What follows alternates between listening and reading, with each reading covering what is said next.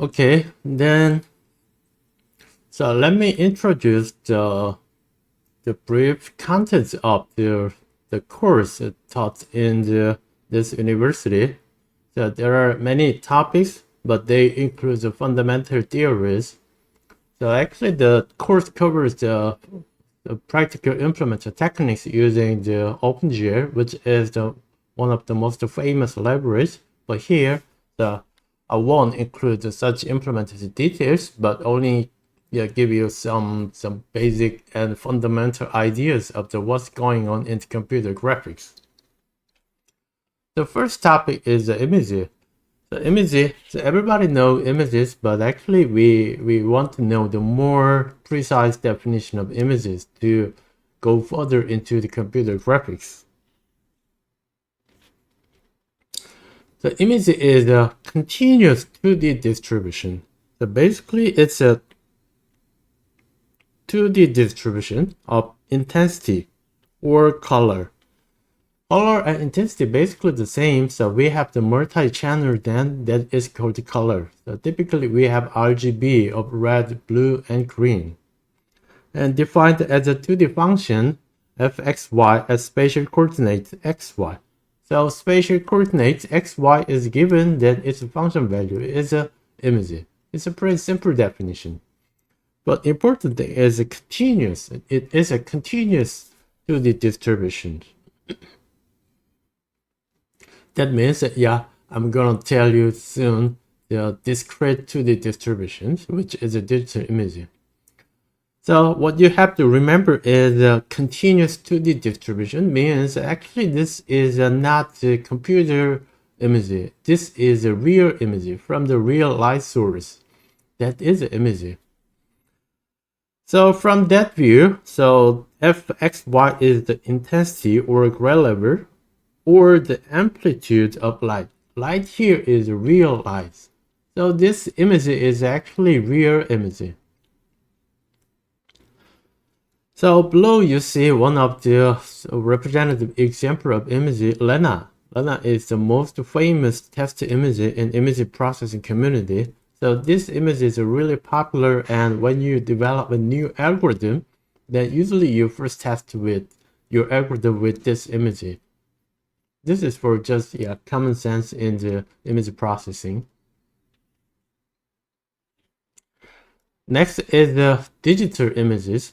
Digital images are distinguished from real images for two different things. First thing is the finite, and second thing is the discrete. This is a major factor distinguishing digital image from the real image. So finite and discrete is really important keywords in the computer. So finite here means the value of intensity has a range. So for example, for 8-bit image, we have the 0 to 255. So intensity cannot be negative, or it can be greater than 255.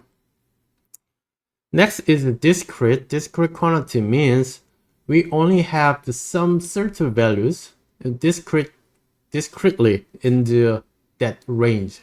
So even though the range is defined from 0 to 255, but the quantities only here is a 0, 1, 2, 255. So here only integer is used to define the quantity. That means 0.5 or 1.5 is not defined. That is a discrete. So we add these two constraints in the image definitions, finite and discrete, and we say it is a digital image. Usually digital image has a multi-channel, typically RGB of red, green, and blue.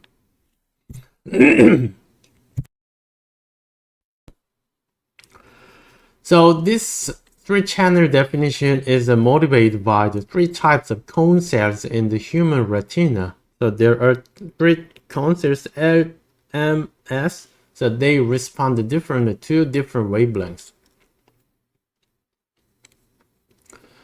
So next is a pixel. So pixel is a picture element. So picture elements. In short, we say pixel.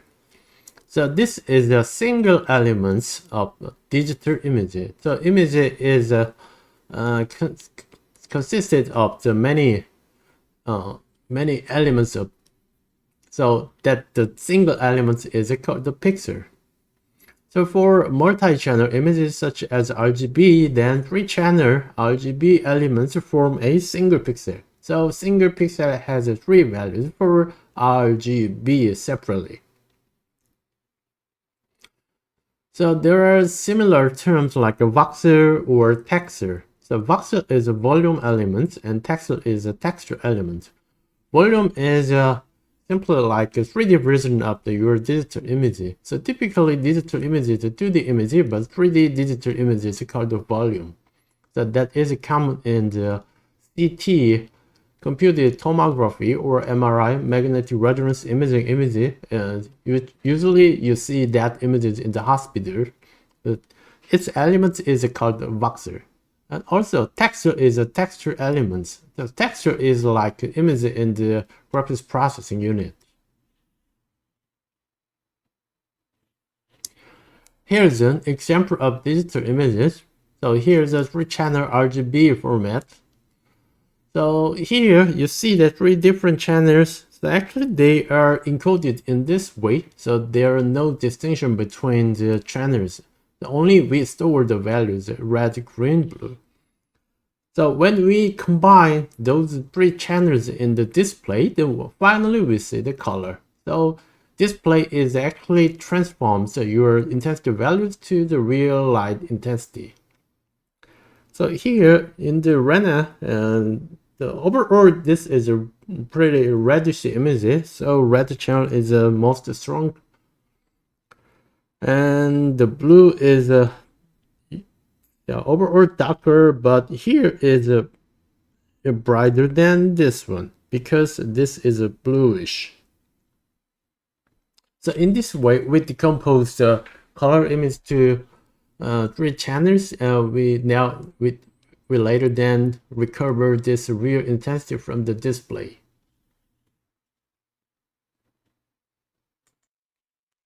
So now we understand what image means in the computer and also computer graphics. Then let's go further into the computer graphics.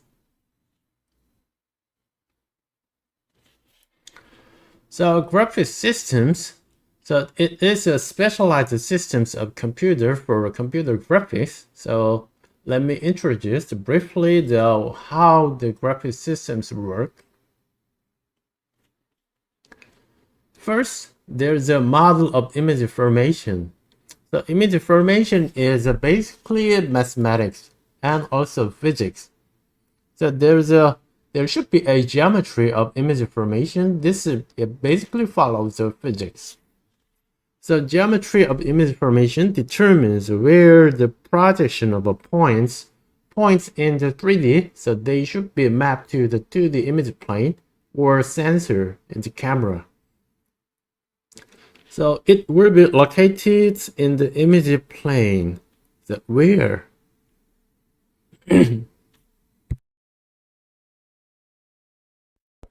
So where it follows the physical principles. So basically we use the physics of light. So many theories are known that we use some knowledge from the physics.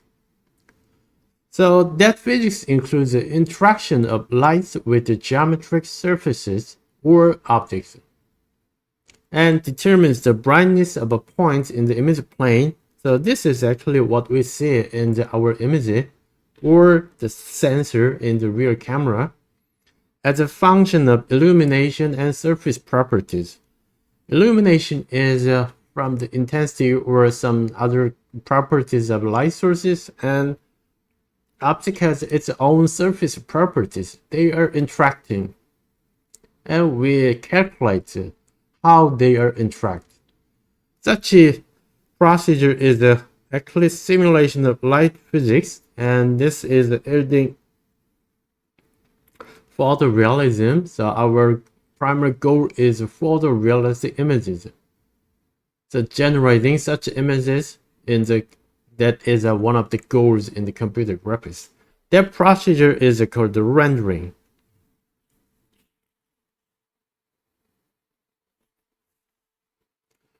Here's a more detailed view for the image formation.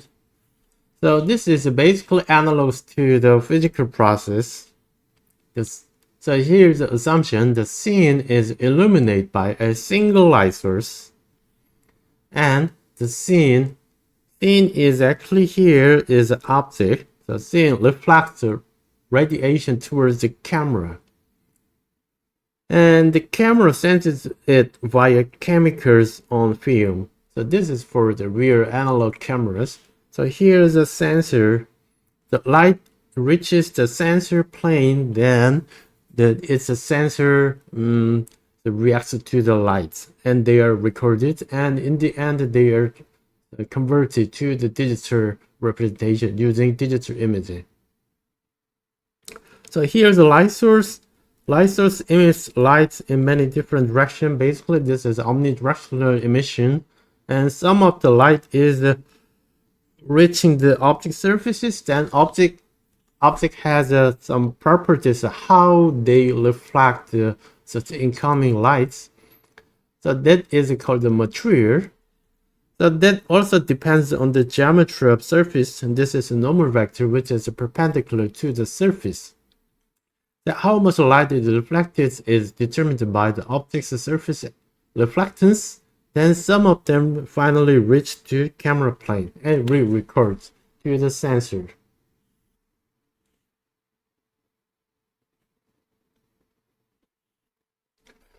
So there are two types of approaches for the image formation. The first one is a physical approach, then the second one is a pipeline approach. The physical approach is for the global illumination. So we know that the light interacts with optics. The light is also reflected from the optics, and that light also can reach the other surfaces. So we have to trace all the reflections between the different object surfaces, and this is a huge calculation. This takes really long. So for example, it takes sometimes several hours to several days, or often it's several months to generate a single image. So usually this process is implemented on software, and this is very slow and suitable for high quality film production. So real-time graphics usually don't employ global illumination directly, but sometimes approximate global illumination is employed. That's why you see the relatively high quality image on the real-time applications such as games. Here's an example of global illumination. This is the most basic form of the global illumination and ray tracing. So when the light reaches the surface, then its reflection is traced, something like this. So the surfaces here is only mirror-like. The perfect mirror reflection is traced, and we get the mirror-like surfaces appearance. So here's another example. So you see that we have two light sources probably around here, and its reflection is traced. So this is for high quality rendering. The pipeline approach is a bit different. This simulates local or direct illumination. Direct means the illumination from the light source only, not the reflection from the object surface. So this captures only direct light object reflections, and this is based on the rasterization. Rasterization is converting our mathematical representation to pixels. That is rasterization. So this is easily parallelized on the hardware, so high performance is possible, so suitable for real-time interactive rendering. So typically that high performance is powered by the graphics processing unit. However, the quality is degraded because we don't consider the inter-optical reflections, and we also come with significant approximations. The quality lower, but instead we get the much higher speed. So typical example includes OpenGL or DirectX. So both are the most representative APIs for realizing the real-time graphics. So as I said, that is facilitated by the special purpose graphics hardware, so which is a GPU, so graphics processing unit. So here's the most primitive example. So you see that the quality is not really high, so we only consider direct illumination from the light source. So we lose many details in the scene. But still, yeah, we get really high performance from the GPU parallelizations.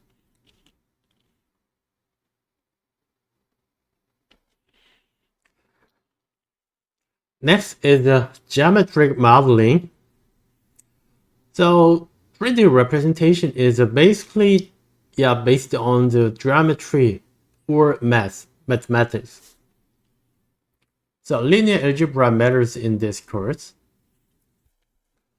So there are so many details in the mathematical representation, but for now, bypass such a complex mathematics. Let me show the some description of the geometry models. So models are mathematical abstraction of the real world or virtual world. That is for general models. The general model is used for many areas of computer science, but geometry model is popular in the computer graphics. So in computer graphics, we model our worlds with geometric objects. So here geometry means like a point, line, triangle, or a polygon, or a circle, or sphere, something like the mathematical objects. So we use a geometry object to build some complex object and or further to the complex scene comprising of the many complex objects.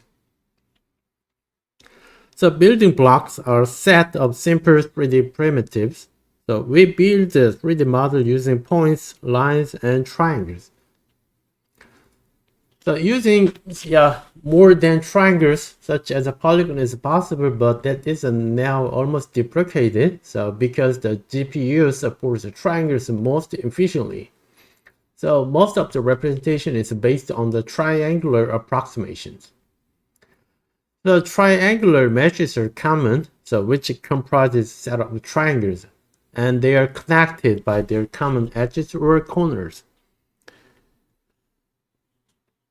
So sometimes I ask students, what is this? Then students usually say like it's a dolphin, but actually it's not dolphin, it's a model of dolphin. So this is a geometry model of dolphin. So real dolphin is different. And also this is another famous example of it. This is called the Stanford bunny, and this is also called the Stanford dragon, because the Stanford research lab developed this 3D model by scanning by the laser scanner for the real object.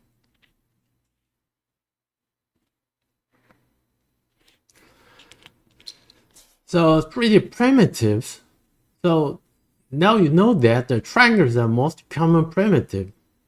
The 3D objects that fit well with the graphics hardware and software, that is actually triangle. Why? So described by their 2D surfaces can be thought of as being hollow. So when we make a box, then we only define the only surfaces, not the internal of the boxes. When we describe the internal, then we say that represented as a volume, but we don't use a volume. So objects with the 3D surfaces are called the volumetric object. So if, for example, CT, computed tomography. So for our representation, it can be specified through a set of vertices and their connection, which is a triangles. Or either are composed of or can be approximated by flat and convex polygons. Flat and convex polygon. Always a flat and convex polygon is a triangle. That's why we are using triangles to represent 3D objects. So circle or sphere, this is an implicit representation. They are not represented by the polygons, but using that one directly in the graph pipeline is usually not possible, so we approximate them using the flat triangles. So here's an octagonal approximation of the circle, and this is an additional example of the sphere. So approximating the implicit representation using triangular approximation.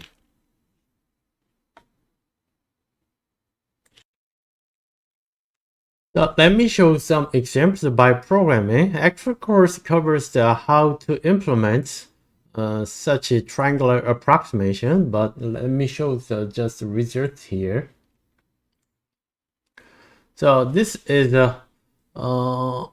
I think a heptagonal approximation of circles. There are two circles, so they are actually made up of 7 triangles. So let me toggle the rendering, then you see that there are 7 triangles for each circle, and when I increase the number of triangles, then their representation is really like a circus. Actually, in our eyes, this is not possible to differentiate from the real circle and this triangular approximation, as long as we have many triangles. But when we increase too many triangles, then yeah, probably the rendering can be slower. So we use a reasonable number of approximation. Then I think, yeah, this is almost fine. Our practical purpose, as long as we don't find the difference from any real circle. So this is visualizing some image coordinate, but we can use a solid color for entire circle. So let me show the example here.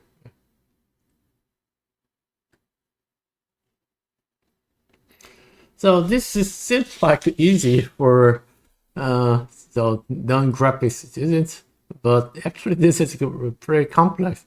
So first, programming is not really easy, but yeah, I provide so much details, and any students can follow my implementation. Then in the end, we have to set up for the common platform in this shape of the computer graphics project. Then we can do much more. And at that point, then yeah, I think that we can do further with the computer graphics theories.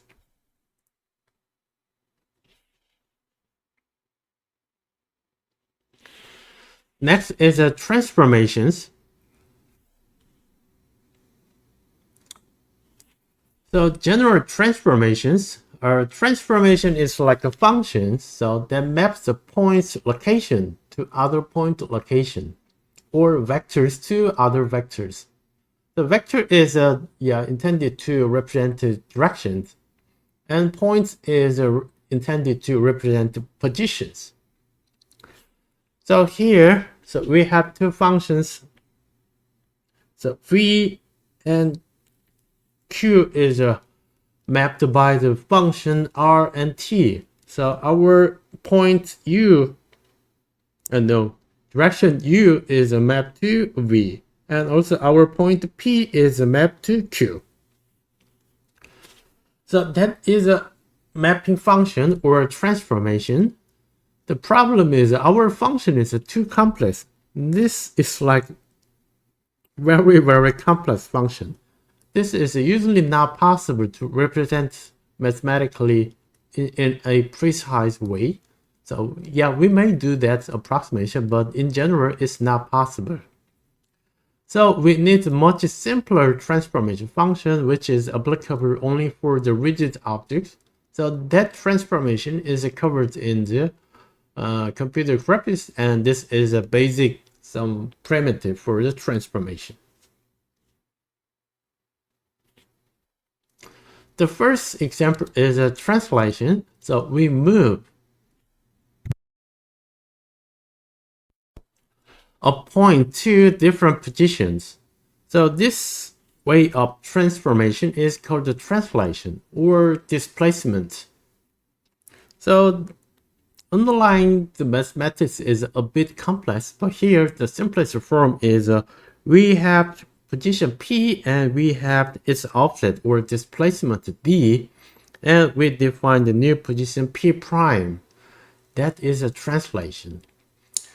So in theory, they are implemented using the matrix multiplications. So we need some basic knowledge of the matrix multiplication and how to define the matrix using this translation. Second example is the scaling. Scaling is we expand or contract along each axis. Typically, the scaling is applied for the same amount for different axes, but yeah, we may define different scaling factors for different axes. So for a fixed point of origin, then we define our scaling as this way. The x prime is multiplied by scale factor sx, and y prime is sy, and z prime has sz to the it's a input location z. So we can transfer a scale in this way. So they can be bigger, or they can be longer, or they can be shorter, something like that. That way of transformation is called the scaling. Next is rotation. The rotation is the name says rotate something. So that's, yeah, is everybody knows. But how to define rotation? Then we need two factors. The angle of theta and its revolution axis of v. So some point is the rotated along the axis v and by the angle of theta. And that is defined by r. So this r is not really simple. So it is represented by the 4x4 matrix transform matrix. How to define is quite complex. So yeah, I don't explain here, but this is actually 4x4 matrix, and we multiply p, the position, and we get the p prime, which is a rotated position. So translation, scaling, rotation is the most fundamental transformation matrix in the computer graphics. When we combine them, then we can place an arbitrary way of the some rigid body object.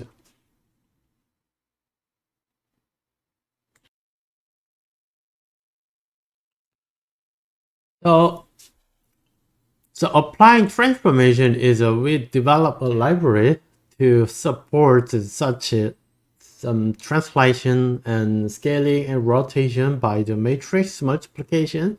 So that detail is not covered right now, but let me show the example of this transformation here. So here's the dragon. This is another type of dragon, XYZ dragon from the Stanford 3D repository. So this dragon is a predefined 3D model. They are comprising of the many triangles, and their location in the local coordinate system is fixed. But now we see that they are rotating. So we multiply the rotation matrix, also potentially scaling matrix, and also we may apply translation. So we apply translation and we're applying different rotation, then we get additional dragon right now. So I increase the number of dragons, and you see that same 3D models are there, but their location is translated and also rotated differently. And I can increase the another dragon. So there are 3 dragons, and basically their 3D models are identical, but they are applying the different transformation. Then we get the different instances of 3 dragons. So this is a simple demonstration of the transformation in computer graphics.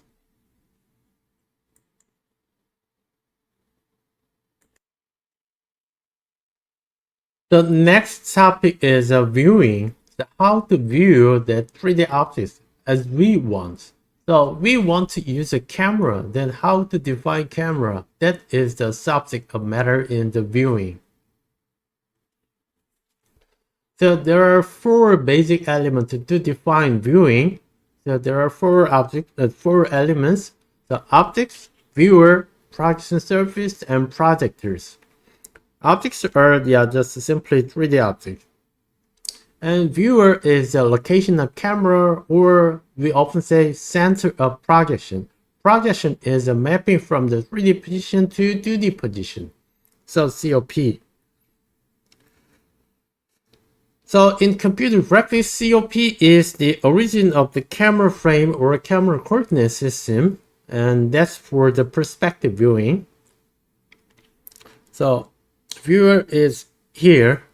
Then now we need a projection surface that is like a sensor plane or image plane or something. So it's a window in the computer. And this is a projection plane. Next is a projectors that carries from the 3D point to the COP. So this point is carried by projectors. That means the projectors are lines here. So they are converged to COP or parallel. So all the points are carried to COP, and their intersection with the projection plane is recorded, and we see that image.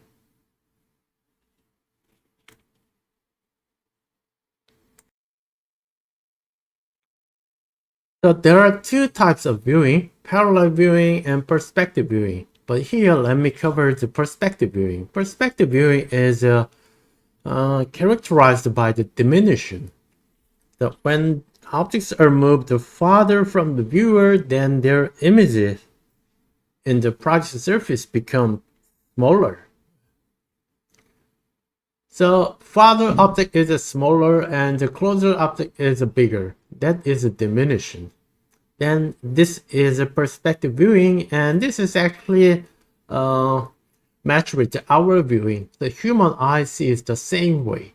So this is a fundamental principle of viewing in computer graphics. So this size change provides natural realism, but the amount of foreshortening is hard for us to measure. So that is characterized by some precise mathematical the matrix. So again, I don't cover the matrix details, but you remember that this is also done by the matrix multiplication. So here's an example of the perspective viewing. So that image is projected in this way. So we don't see the actual real details precisely, but we see that their shape and their realistic image is displayed. So for this, we need a perspective projection.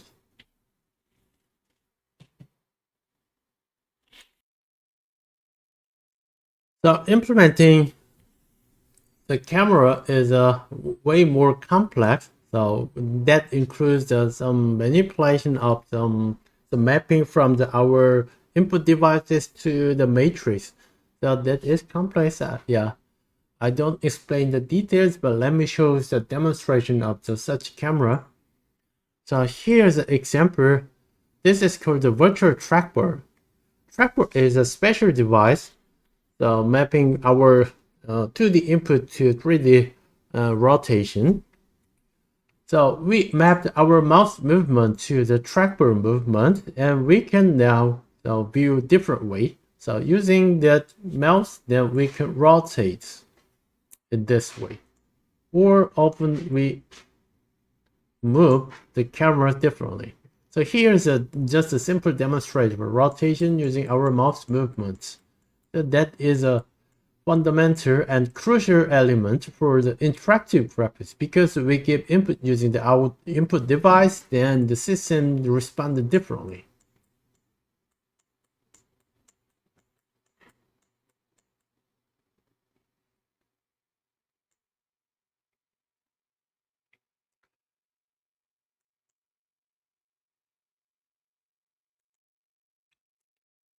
Next is shading. Shading is a process of altering the color of object and surface volumes. So far, we took a look into only the position or geometry shape, but we now want to change the color. How to change color, that is based on the physical principles.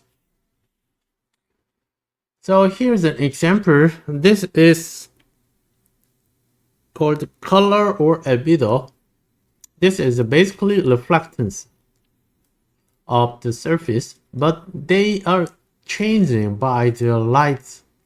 So how light is incoming from the different positions, then we consider such a light position and light propagation, then we get a different appearance. This is a result of shading. So from this image, then we now know that the light is coming from the right side. So probably sun is here. The light is not reaching the surface behind the sun, then that is completely black. So this is the brightest, and in between they are gradually decreased. So that is called the shading process.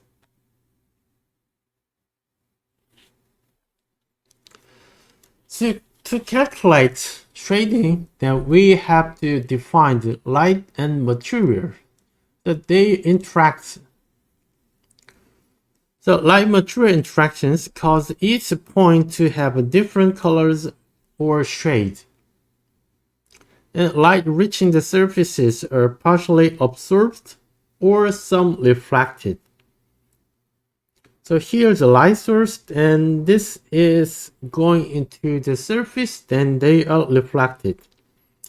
You may think like that they are reflected in the something like this. So this angle is the same, but this is only for a mirror. So in the real surfaces, we have almost random reflections. But actually, this is not random, but there are some loft surfaces that have the random reflections.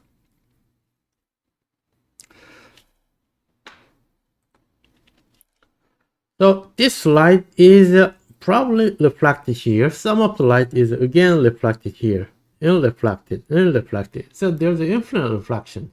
So you know that we are tracing such an infinite reflection is called the global illumination. But in interactive illumination, we don't consider such infinite reflections. We only consider the reflection from the direct light source and the surface. So we only consider the light is reflected in this surface and they are reflected to the human eye. That's what we're seeing in the image. So this is a very crude approximation, but this is faster than the global illuminations. So for interactive practice, we employ this principle and we only consider such direct reflection from the light source. And this is called the local illuminations. And also, this surface defines how much light is reflected given the light source intensity. So that is called the material. Also, how the directions of reflections are defined are called the object's material. So the color or brightness of an object is the amount of reflected light. So for example, a surface appears red under white light. That means red component of light is reflected and the others are absorbed. So that is reflectance. So we see the red object, that means that its reflectance is red is the strongest. The others are almost black. So in this way, we model light source and materials, and their definitions are involved in the calculation of the shading.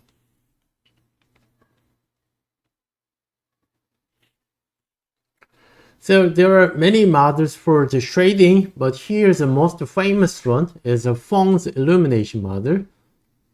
Phong is the name of the Vietnamese scientist which worked for the So something like the New York University. So this is the most famous model, and this is starting point for the simple shading, and we may develop a more complex and more realistic shading model. So Fong's model is a simple empirical model. Empirical means not really have the perfect physical justification.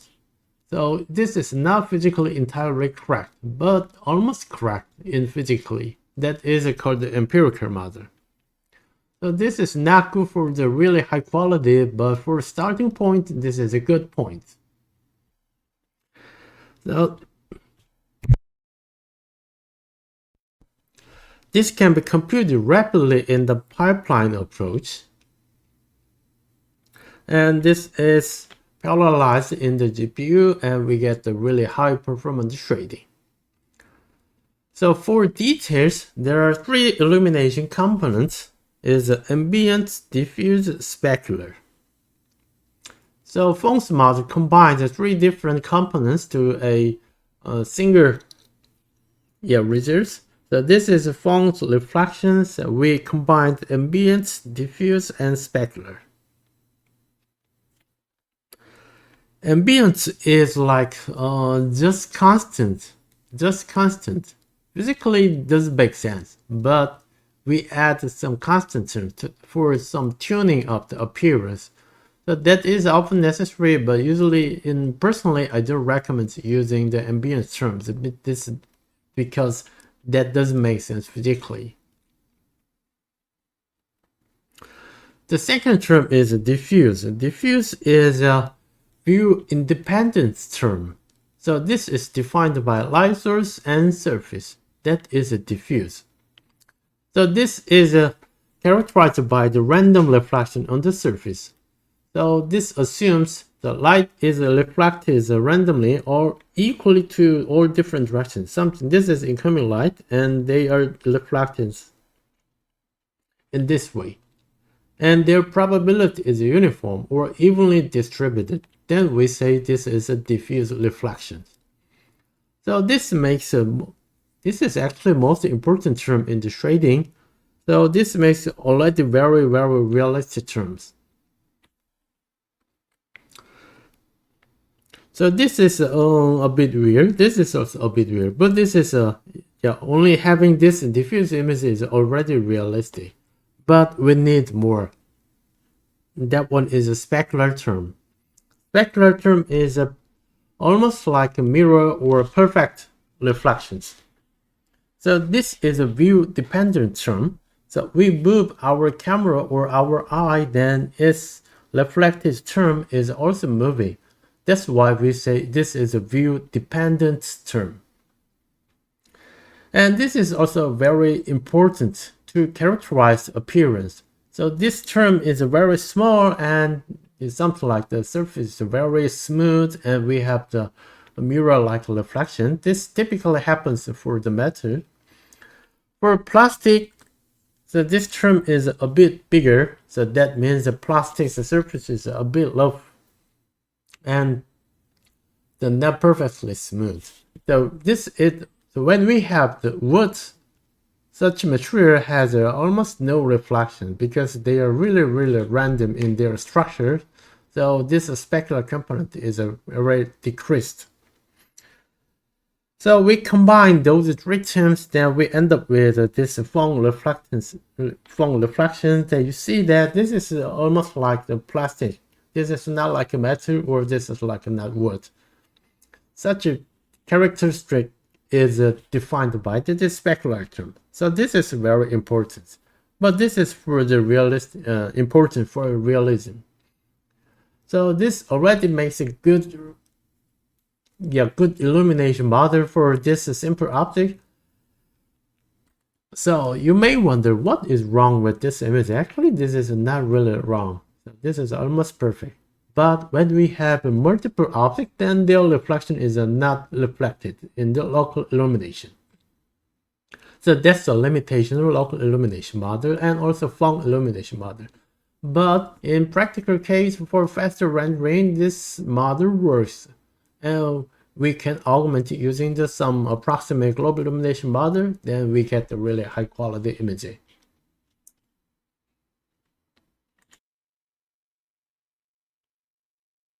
So implementing phone illumination model is, that's not really complex. So we have to write some GPU program to simulate this phone illumination process.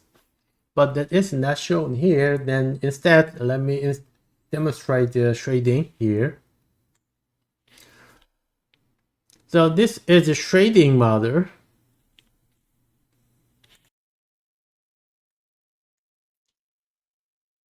Actually, the color of the surface is just simply gray.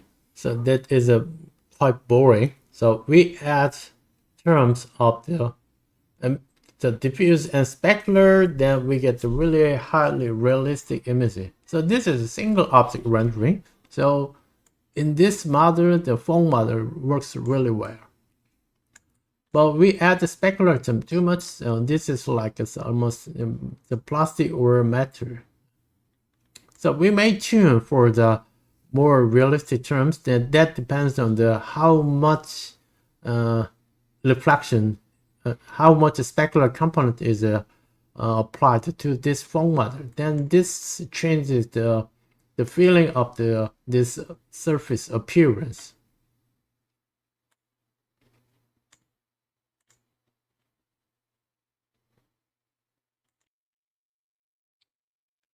Next is the textures. Texture is a repeated pattern in some space. So in physical space, and the texture indicates the repeated image patterns. This is something like the wallpapers. So wallpaper has a small single pattern, and that is repeated, and that wraps the entire wall. So that is a typical definition, but it can be defined in different space. In temporal space or time space, then it refers to repeated sound patterns. The sound clip is very short. We repeat that sound pattern, then it's called the sound texture. So examples include wallpapers with repeated patterns. And here is an additional example of video textures. So we provide a very short video clip, then that is repeated over time. Then we call it video texture. But just repeating the same video is boring. So in this paper, they are randomizing the repeating patterns. So this is so one of the some interesting papers published in the SIGGRAPH 2000, which is the most famous graphics conference. In computer graphics, textures are usually referred to images in GPU memory. Initially, they meant to repeat the spatial patterns in the geometry surfaces because the memory was not enough to contain the entire image. So the early researchers used the small image, and they try to wrap the entire surfaces using the small image. But right now, the memory is usually plenty of memory is available in the systems. We don't use such repeated patterns and not much. So we use the entire image as a some image mapping to the surfaces. So that led to now they simply mean images in GPU memory. So GPU memory is often called the texture memory, and texture memory is dedicated to GPU memory. That's why many of the images are stored in the GPU memory.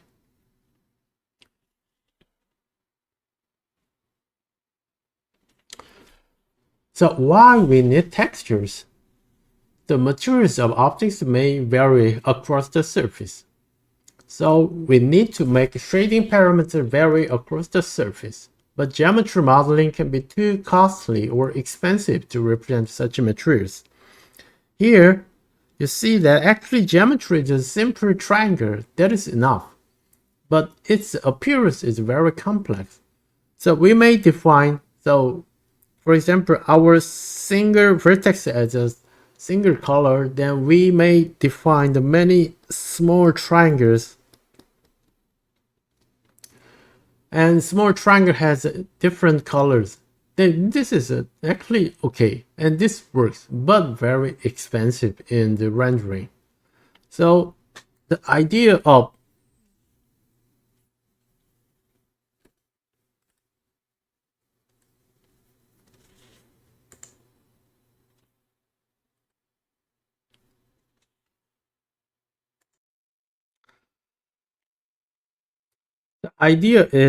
we define geometry very simple, and we only change its appearance using the interpolated patterns here. So their appearance or material is changed. So they are calculated differently, separately from this vertex transformation. Then their appearance is calculated differently. So that's the idea of the texture.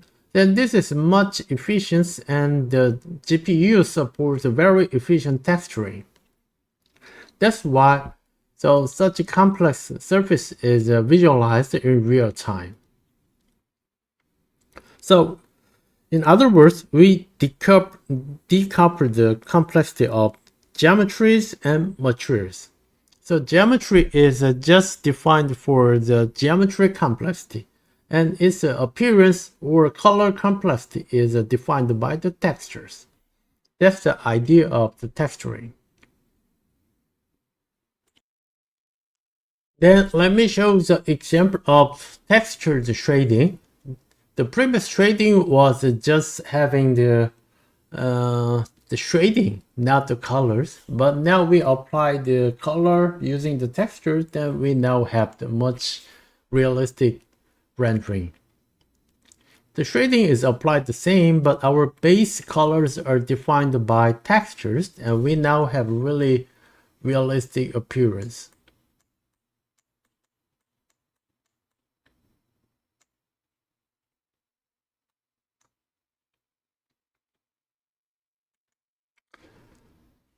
So that's it for textures.